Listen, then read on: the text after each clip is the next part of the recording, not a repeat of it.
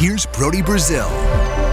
But once again, we come away from a game a little bit concerned about a potential injury to a very important player. Last time out, it was Timo Meier, just kind of went down awkwardly on the left knee. Turns out it was pinched nerve issue, and it's not a big deal. Right back in there tonight. But late second period tonight, Logan Couture got hit up high with that Brent Burns shot. Now, one of those situations where hockey players have crazy instincts to avoid this on a regular basis. Their peripherals, their senses, I should say, too. Like, they can hear the shot sometimes and they know it's coming their direction. They can already start to turn. But Logan was kind of twisted up in front of the Edmonton crease and just had no clue that this puck was coming his way, it seemed like, and hit him somewhere on the side to back area. It's just amazing.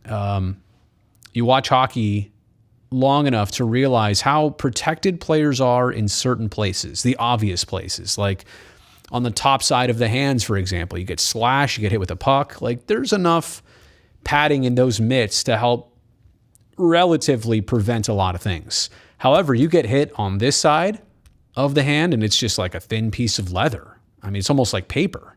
There's nothing there. Same thing on the arms.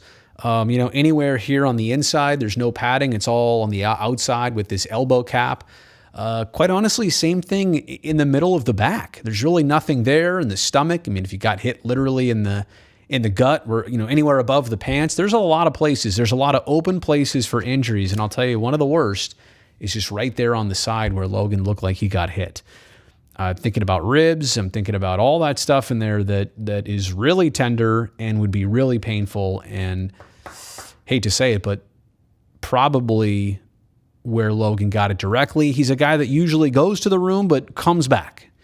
And when Logan doesn't come back and there's that much game left, is it worrisome? Absolutely.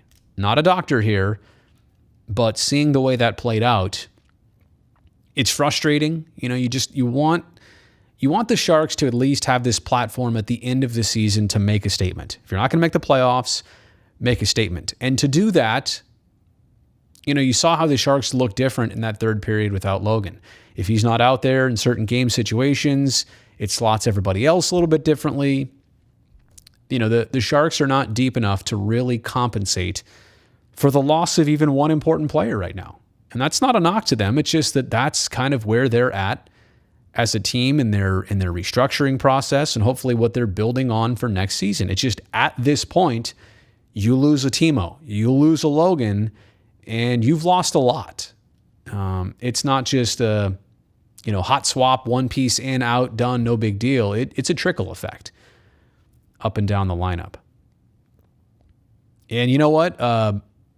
It's no fault of Brent Burns, but the fact that it came off a Brent Burns shot almost like makes it that much more of a volatile thing, of a lethal thing.